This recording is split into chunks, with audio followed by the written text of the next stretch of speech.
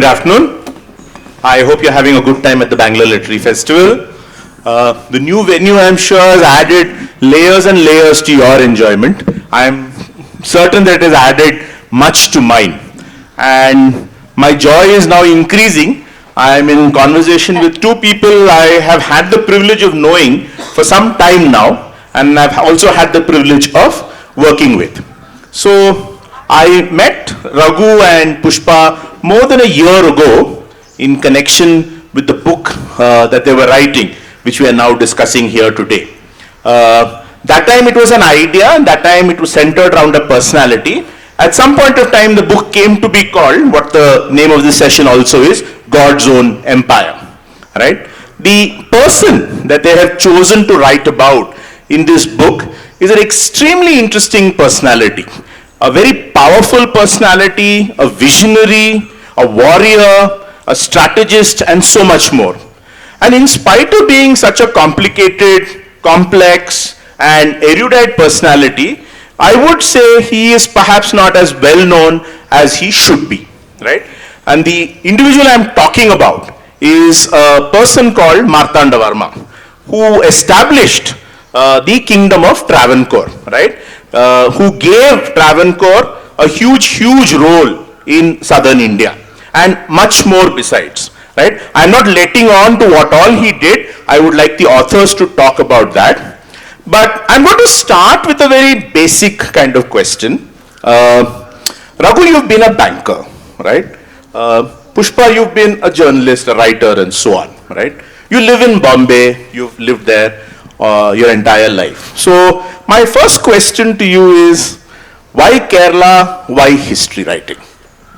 Thank you, Karthik, and thank you everyone for coming this afternoon. We're absolutely delighted to see all of you. And Karthik helped us with the title, let me tell you that also. I'd like to give him credit there. So anyway, yes, Karthik, Raghu is a banker. He's a banker, but he's been, his passion is writing. He's been writing for many years. In fact, he has 45 books to his credit, published books. These are on banking, taxation, investment, boring stuff, but he has them published. And I write on the fun stuff, you know, travel, leisure, those kind of things. But we both have been writing for a very long time. And yes, we do live in Mumbai. My family is in Mumbai. I have two daughters, Divya and Nikhila, and they live in Mumbai as well. True. So Mumbai is our home base.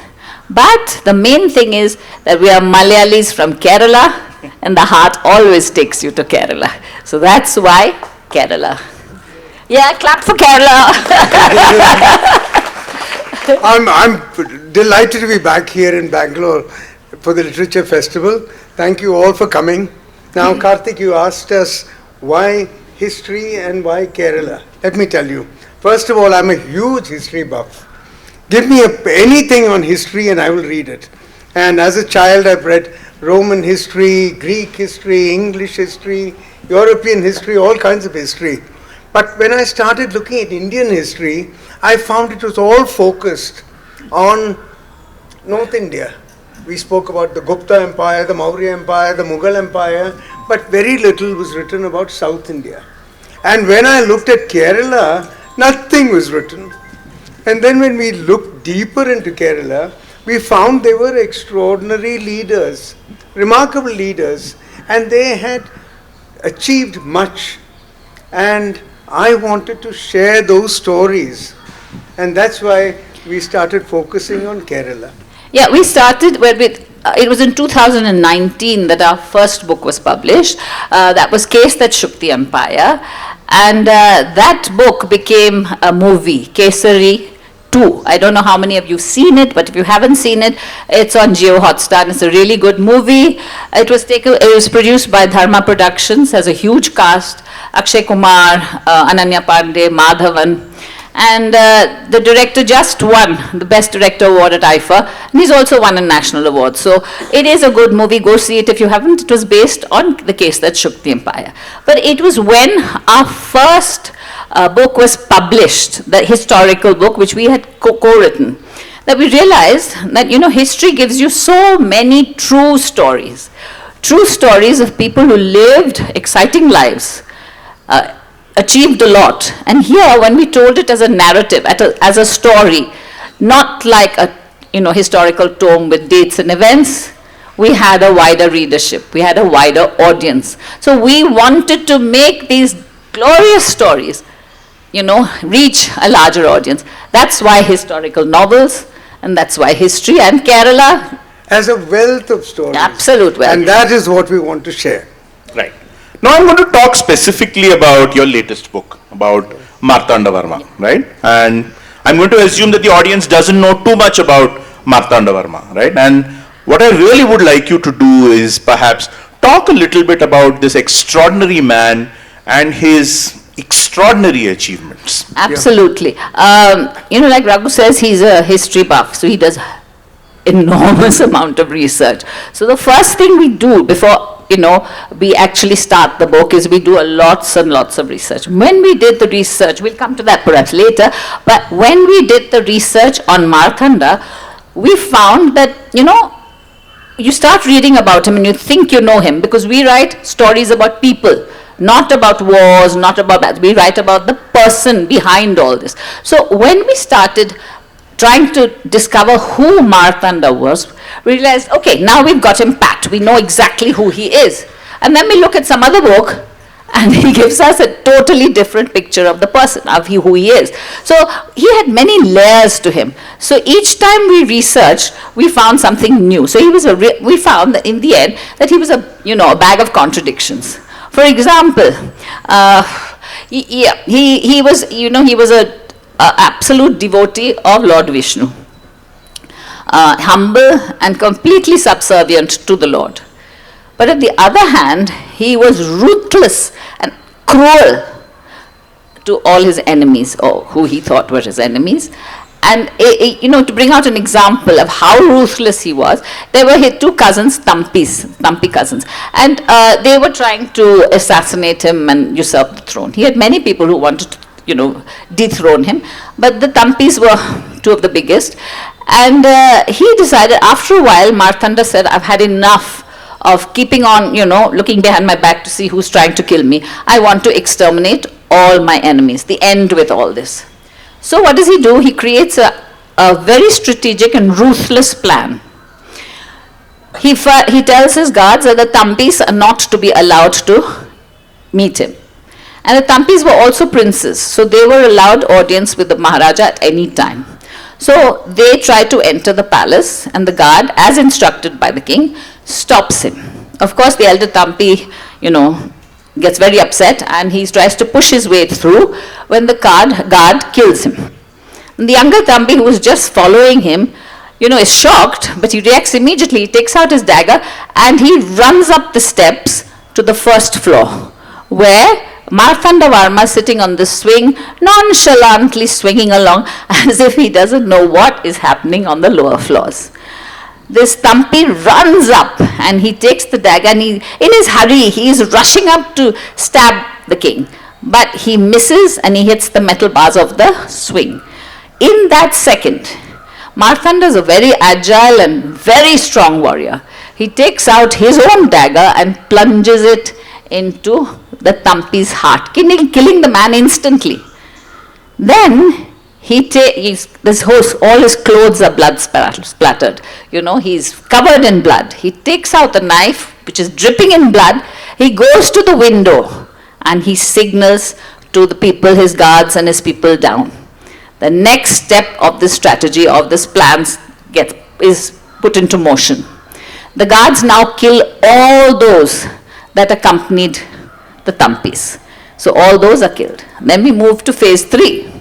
Phase 3 is get all the conspirators who had worked, against Martanda or were planning to kill him, and get them to the palace to be judged. There were 48 Nayars and 4 Brahmins, and they were brought in. And the Nayars were quite confident that nothing much would happen to them, because in those days it was customary not to give the death sentence to Nayars. They could have their lands taken away, they could be, sent out of the area, but they could not be killed. So they were sure nothing much would happen. But Martanda, being Martanda, surprised them. He ordered their execution. They were found guilty and they were all executed, all 48. But he didn't leave it at that. He decided to exterminate the whole families. So he gave the wives and the children to fisherfolk, so they lost their caste. As far as the 4 Brahmins were concerned, according to Manu Shastras, all the Shastras, and Martanda was a religious man. So he believed that he could not kill the Brahmins, which is true, it's written in our Shastras. So he instead brands them on the forehead with the image of a dog, and he sends them out. So he has destroyed all that, ruthlessly and carefully planned.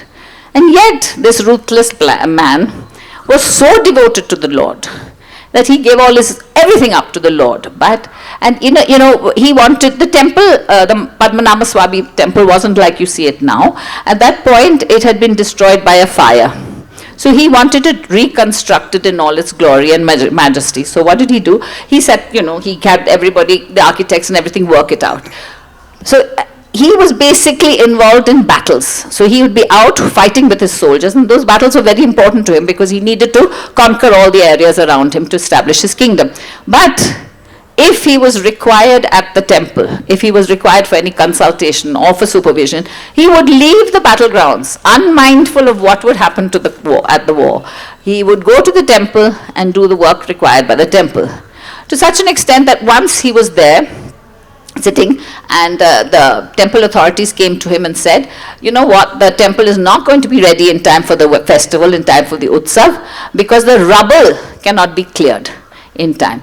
So what does the Maharaja do? He takes off the cloth which is covering the upper part of his body, he puts it down on the ground, starts putting in all the rubble into that cloth, ties it up as a bundle, and starts clearing the rubble himself.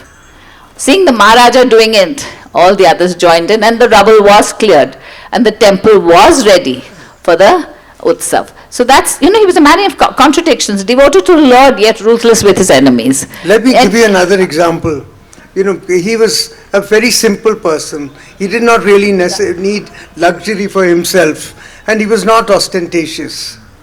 He slept in trenches, hidden in caves, and once he even hid inside the hollow of a tree. That tree still exists today. It's called the Amachi Plava in Neyyatikara. But yet, he was fully aware of the majesty of kingship, and he did not allow anyone to interfere with that. The Dutch were very upset with him because Martanda was annexing neighboring kingdoms, and that upset their trade in pepper. So initially the Dutch governor in Cochin sent him a missive to desist and restore the kingdoms. Martanda treated that letter with the contempt it deserved. And the Dutch were not used to it. So the Dutch governor in Ceylon came to India, and with her retinue of European officers went to Travancore, to Trivandrum, to meet Martanda. When he arrived, Martanda knew he had arrived, but he made him wait for 3 hours, much to the annoyance of the governor Van Imhoff. And then Martanda arrived in his royal robes, and Van Imhoff, already very annoyed, stood up and spoke to him, trying to impress Martanda about the importance of the Dutch. He told them about the Dutch settlements in Cochin, Ceylon, Java, and said that the Dutch were very annoyed with him and his policy of annexation. Martanda turned round to him and said he was also annoyed with the Dutch because the Dutch were very often helping the kingdoms he was trying to annex. Now, the Dutch had never heard an Indian prince retort like this. So in his anger, Van Imhoff stood up with his purple cloak and all that, and then yelled at him and said, if you do not desist, we will invade Travancore and depose you. To which Martanda looked at him and said, if you ever try, we will defeat you. Not only that, we will take our fishermen and our fishing boats and depose your Dutch king, leaving him in a total apoplectic fit. And then Martanda turned around and walked away. The Van Hemhoff did not let this go. He brought troops from Ceylon and invaded Travancore, and Martanda defeated them resoundingly at the Battle of Kolachal. And he is the only Indian ruler, the only one, to have defeated a major European power and stopped their, wish to colonize India. Yeah, and at that time, Karthik, the Dutch were more powerful, as you know, than the British. So here was a matter of huge contradictions. One side, he believed in the crown's full authority, that the king decided everything. On the other hand, he had hugely trustworthy people who he left, the administration to, and he never interfered in their work. One side he was a warrior, the other side he was an administrator. But the most important thing, Karthik, I feel about Martanda is that he transformed a small strip of land, 20 miles wide 20 miles and wide, 70 miles long. That was it. That's what he inherited into the mighty kingdom of Travancore. Yeah. No, and it's interesting. No, it's not working. You want mine? Yeah. It's interesting, that fact that he defeated the Dutch in a battle is not actually very well known, right? And if he had actually not done that, I wouldn't be speaking to you in English perhaps, I'd probably be speaking to you in Dutch, and all of you would be, responding to me back in Dutch, because the Dutch were powerful enough to, They were colonize. more powerful. Absolutely, right. And that's very, very interesting. So we had all these different European powers. We had the Dutch, we had the British, we had the French, we even had the Danish at some point, Yes. all of them vying for control of India. And this man actually stopped one of them very decisively. The Dutch vanished from India after the Battle of Yes, Kolachal. absolutely, No? absolutely. And they became traders again. Again, absolutely. Right. Now, when you look at Martanda and you say he's a man of contradictions, and it was interesting to hear how he was very conscious of the fact that he was a king and, he stood up to himself as the king. But at the same time, at the height of his power, he did something extraordinary. He dedicated the entire kingdom to Lord Padmanabha, Yeah. called himself a Padmanabha Dasa, and every king since then, till Have been Padmanabha have Dasa. been Padmanabha Dasa. They rule in the name of the god, and hence the term God's own empire, God's own Yes, kingdom, and so on. I think this is a very interesting aspect, because what he did was he annexed various kingdoms, and even though he annexed, these kings did not really want to be deposed, and there was constant fighting. So I think what he did was also a very clever thing. Of course, he was a huge devotee of Padmanabha Swami, and what he did was, when he dedicated the entire kingdom and all his wealth to Lord Padmanabha Swami, and he ruled as his dasa, as his servant. In effect, if anyone then rebelled, they were going to rebel against the Lord and not against Martanda. So Raghu feels it's a strategy, but I don't agree. So we have written both sides in the book, because I believe that he was a devotee of Lord Vishnu, and if you read the story, you will see that in many instances, his survival has depended on honestly divine intervention. Read the book and you realize. So I don't know, Raghu says so. But it's the most logical thing to do.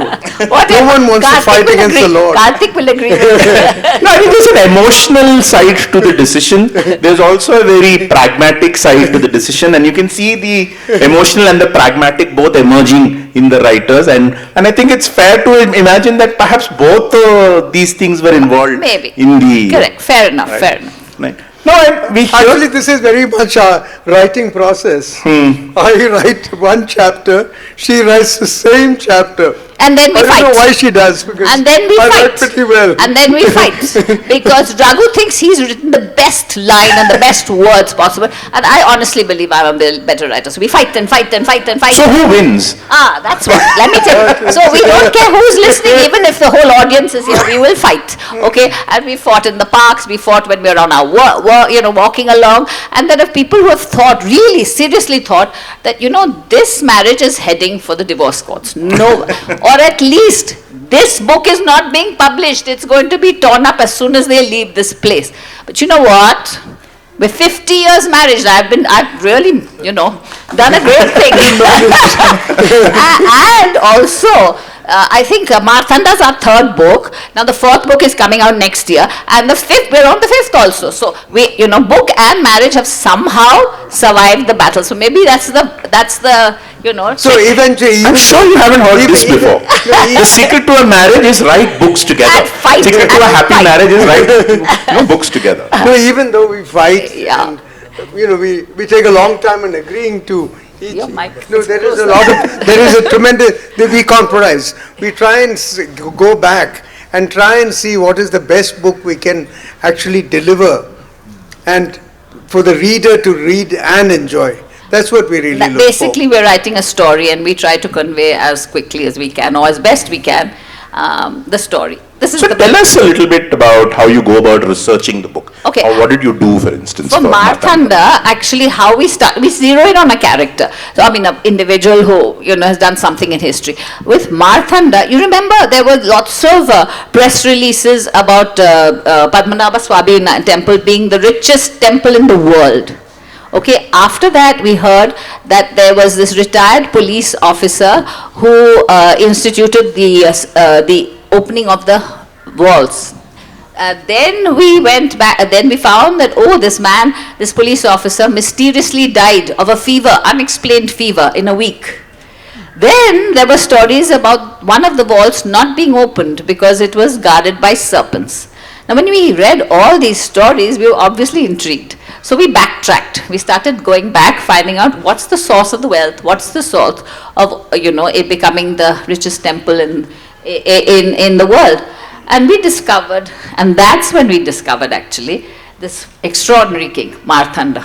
Marthanda was the one who instituted the walls, and his was the first wealth that went into those temples, into those walls. The loot he had gained from all his battles, all that gold and all that jewelry was the first things to be put into the vault. So that is how we zeroed in on Marthanda. That's how we zeroed in on Marthanda. And once we had zeroed in on Marthanda or any other protagonist, we tried to gather as much information as we can on him. We scour libraries, we buy books, and we go through everything we can.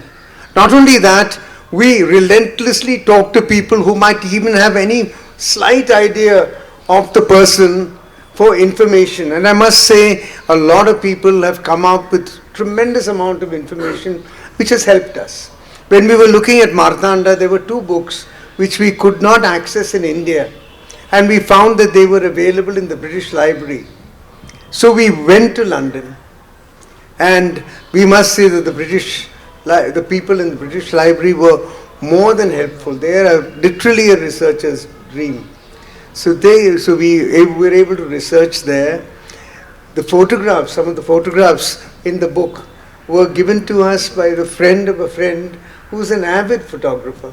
So we got a lot of help. The help was forthcoming, and we first collect all this information. We keep collecting and collecting all that we can find on the protagonist of our story. Thereafter, Raghu keeps on looking. Even after we've written the book, he's still looking for research, but that's beside the point. It must be complete, you see. Okay, whatever. You must look at it every side. So we get all this research together, and then what we are looking for is not the battles, not the events, not the birth and death.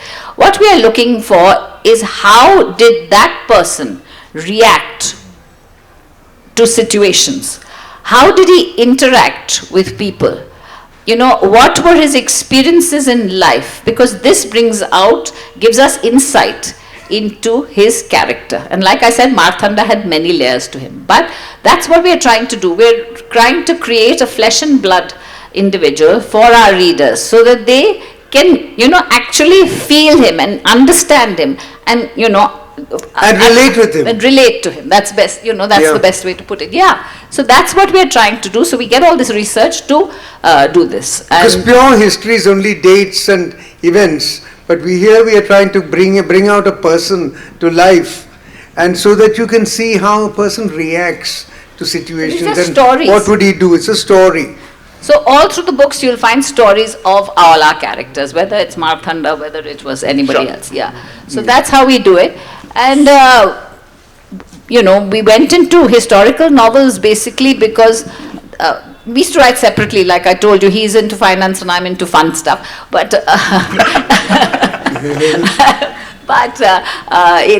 our first book was called Case That Shook the Empire, and that became a movie, Kesari 2. I don't know how many of you have seen it, but it's on Geo Hotstar, so please see it. So that's that's when the bug got us, that we That got us hooked on to yes, writing. hooked on to writing. So that's how And we found that we could write together and keep the marriage a intact. miracle in itself, I tell you.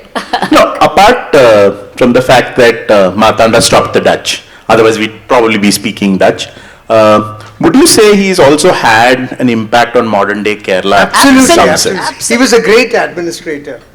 When at that time the land was in the control of Nayars. Now, when he conquered kingdoms and annexed them, he decided to put in proper administrative systems and ensure that there was good governance. He divided the kingdom into taluks, and which were comprised of villages. The taluks were in the control of a karyakar, and the villages were in the control of adhikaris and menins and various other officials, and they were empowered to administer his rules. The land, again, holdings of people were measured, divided between wetlands and dry lands. The number of trees in each field was counted, and people were taxed according to that. He brought in taxes, customs duty, fees, and various other charges. Since the biggest commodity of trade at that time was tobacco and pepper, he made those state monopolies, tobacco, pepper and salt. And he had storehouses built to House collect the and to produce. house it and keep it. That's the kind of thing. Then of course he went on. You can see Raghu the banker clearly emerging in the way he describes how Martanda went That's about his very close to administration. my heart. He also is very close with finance, so he said, the Marthanda appealed to him because he was very, he controlled finance very vigilantly. He's a banker, you have to give him that, right? So yeah, he was very strict about expenditure. Okay, Marthanda was very strict about expenditure.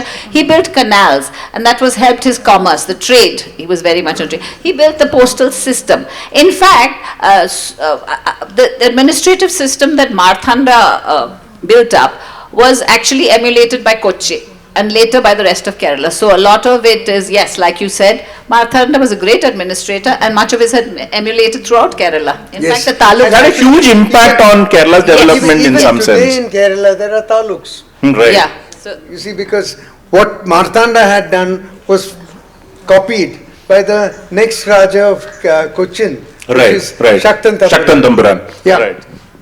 And then that, That kind of kingdom Yes, takes exactly. off, Yes. all Exactly, thanks to yeah. Yes, Martanda. yes. Right. That's interesting. So what next now? okay. Next, what we're writing about next is slightly different. We're writing about Vasco da Gama. but before What that, we Raghu, have- the next book that's coming on is on Shaktan.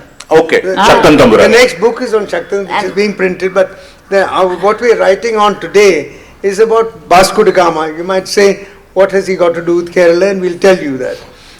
Vasco da Gama at the moment everyone reveres him because he was the first European to find a route to India, and he's, really revered in places like Goa. There's a city called Vasco da Gama. There's a harbor called Vasco da Gama.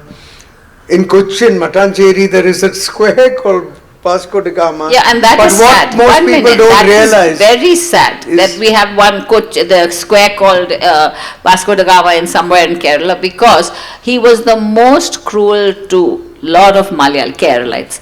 You know, there are many. He was, he was more cruel. I mean, looking at it, the British seem lame. I mean, they didn't do anything.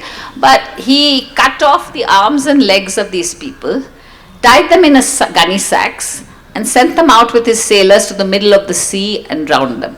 Now, I can't think out, he was unimaginably cruel, and here we are eulogizing this man, we're naming streets and squares. It's unbelievable. Even cities. Yeah, even cities, correct, exactly. He killed children. Yeah. Drowned them. He did terrible things. So- but then, this is something which we Indians don't really realize. There were people, who don't need to be eulogized. who should not be, revered. Now, to give you another example, not necessarily here, but after the Jallianwala Bagh massacre, the first person who gave a gift to General Dyer was Rudyard Kipling, to help him fight. and who said he saved the empire. And That here was a we're- massacre. Yeah. So, but we really revere the wrong people. So now we're trying to write history and, correct. As it was. As it was, yes, as it Not was. from the victor's point, but as it was. Actually is, yes. So before I throw the floor open for questions, I sincerely hope Martanda Varma is also made into a movie. That's funny. The power of Hindi films. I mean, maybe some of you don't think there's much in Hindi films, but I'm telling you the power. This movie got made. The first book, Case That Shook the Empire, became Kesari 2. Before this God's Own Empire was even published, we had a producer ask us for the book. Okay. So I said it hadn't even come out. And then thereafter there have been 3 more asking. Then I have a request to both of you. What? Please use your good offices. Akshay Kumar should not play Martanda Varma. I'm sure all of you will agree. Look, that we have no say. That's We are all proud South Indians here. A good South Indian actor from any of the 4 South Indian industries can play Martanda Varma and play him really well. Won't you agree? But wait a minute. In Kesari, there's Madhavan, and he's brilliant. So there was a I mean, balance. this is just a request, right? I don't know how much influence or But say you even have. Akshay Kumar did a good job. I'm not disputing that. I'm just making a South Indian's request. We don't have, unfortunately, we don't have any say in who's cast. Sure. Just a request. Try and exert your influence. Okay. I'd like to throw the floor open for questions. There are a couple of questions here. The gentleman in the black jacket, Srini, and then the gentleman in the green t-shirt. Just a quick question. Is there any folklore about Martanda in Kerala, the elders in Kerala? Do they still remember him in some shape and form, or is it completely wiped out from memory until your book came along? No, that's not true. No. He is very much remembered in Kerala, but the thing is this, not especially in the area, like Travancore, he is known and revered, but the rest of Kerala don't know much about him. And nobody else, anywhere else in We India. frankly did not know much about him until we started doing our research. And the basic thing is we wanted to go beyond the south. We want our stories to go to the north and everywhere else in India and even abroad. So this is the way we are doing it. That's why we're not writing it as a history book, basically as a novel. It's easy reading. Your question, please. Hello, sir. Hello, ma'am. Hi. Firstly, congratulations on bringing about this perspective because I have already read about Martanda Varma in bits and pieces. So I have 3 questions in that. First is I have met people who are from Malabar. They claim they have names which belong to the south actually, Kollam and all. They say they are part of Madambimar and Ituvitil Pillamar who were driven out by Martanda Yes, Varma. absolutely. So is it true? That's the first part. And the second part is I read somewhere about Nedum Kota, a wall that was... That is the wall. Yeah, I don't know how true it is, so I wanted to know your perspective on that. And also the third part is whether the kingdoms of the Cochin and Travancore, they were said to be related and they had some sort of a matrimonial alliance also on that part, all 3 of these. Okay. The First was Malabar, people in Malabar, they claim that they are down from down south. those families were wiped out, and there is a section who feel, what No, he's when we talk about relatives, you see, the thing is this, that the North Malabar, Cananore, that area was known as the Kolathiri kingdom, Kolathiri, and that and Travancore was supposed to be related. Now, if you go back into history, and I do a lot of research on this, when Cheraman Perumal divided Kerala, he divided it between his two sons. One was made king of the north, the Kolathiri, and the other one was the king of the south, which was Travancore. So in Travancore, in Travancore, when they run out of sons to inherit, they adopt women, girls, from Cananore, the Kolathiri family, Kolathanad, and then and that is what the relationship is. So even when Tipu Sultan invaded North Malabar, these princes fled and were given refuge in Travancore. So there is a relationship. They are supposed to be cousins. Even the Rani of Artingal was originally from North Malabar. So that is the relationship. And also, he was asking about the relatives. He said there are people who say they are from those families which were destroyed. The cousins of Martanda Varma, whom he had to kind of exterminate. And no, also the Ettivital Pillamar. That's what you were talking about, right? So there are people who say that, but as far as Martanda was concerned, he exterminated those families, and that is a section who absolutely hate him for the massacre because he wiped out that section. What was the third part of the question? Wall question. The wall. That came a little later in Martanda's, his successor. He had this wall built after the Zamarin was expelled from Kerala. And he had this wall built, and this wall was built really to protect Travancore from Tipu Sultan and the Mysore invasions. But it exists, it still exists. You can still see parts of the wall.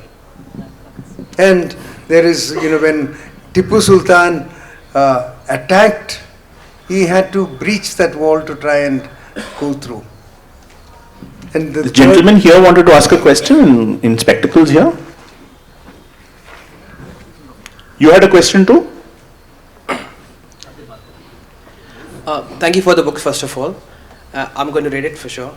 I just want to ask, have you ever put a light on how the Muslim community or the Christian community were treated under Martanda Varma? Because we have read about under the Samudri, the Hindu rulers were not supposed to travel to the ocean or the sea. So there were the Marika family or some people who used to lead their naval troops. So is there any kind of Muslim figures under the Martanda Varma?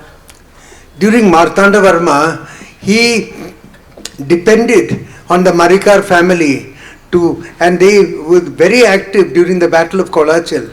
They defended the coast of Travancore and stopped Dutch ships into coming in to support the troops at Kolachal. So the Muslim, the Marikars were his Some sort of naval arm. Naval arm. Yeah. There was no real discrimination against them at all. Actually, he chose people on merit. Remember, he took the Dutch. Tell them about the And Dutch. he had Muslim soldiers. You see, there was a classic battle in, I think it is Ambalapura, where the troops were Brahmins, and the Brahmins were, the Hindu troops were reluctant to fight them because, how do you kill a Brahmin? Laws of Manu, etc. So at that time, he got his Muslim and Christian troops to fight them and defeat them. He was ruthless as far as victories were concerned. This young man had a question. Yeah. Shall we give the young man a chance and we'll try and come to you? We don't have that much time. I'll try and take your question. I'm curious about the conflicts you had while writing this book. So how do you think the book would have turned out if you both wrote your own books on the same topic? How would it have turned out? Like, how would Raghu would have written a banker's book, I can assure you. He would have written a boring book. I would have been more historic. In all fairness, she does bring the book to life. See, yes, no hope with me. I yes, give no. her credit. Do your parents write books together? No. I don't think there are many. There are some, but not many couples who write books together. It's a dangerous. You have been warned. would the story have changed? No, the story would never have changed. Because we base everything that is written in the book is factual. It is only written in a narrative form, so it's easy for the readers to read. But all of it is factual. It's all been referenced, and you look at our bibliographies. It's it's extensive. It's extensive. So no. Question nothing. here. One last question. Hi, I'm Hoysala. So one day you hopefully write a book on the king of this place too, Karnataka. Of course, love to. So my question being, we know now today Ananta Padmanabha being an icon of Kerala. So how important was for the popularity of Ananta Padmanabha Marthanda Varma, and why Vishnu itself? Why not someone else? That temple was Vishnu's temple, and he was a devotee of Vishnu. Okay, the temple, and since he was a devotee of Lord Vishnu, and the temple had been destroyed by a fire, he took it upon himself to restore the temple. That is the connection between the temple and thing. But always he's completely submissive to the temple. He has never. It has never been that Marthanda saved the temple or anything. He did it. He just to restore a sacred place that he actually had great faith in. Right, on that note, I'm sorry we have to conclude, but Raghu and Pushpa are around. You can talk to them. They will be going to the bookstore to sign copies of their book, which I hope all of you will buy.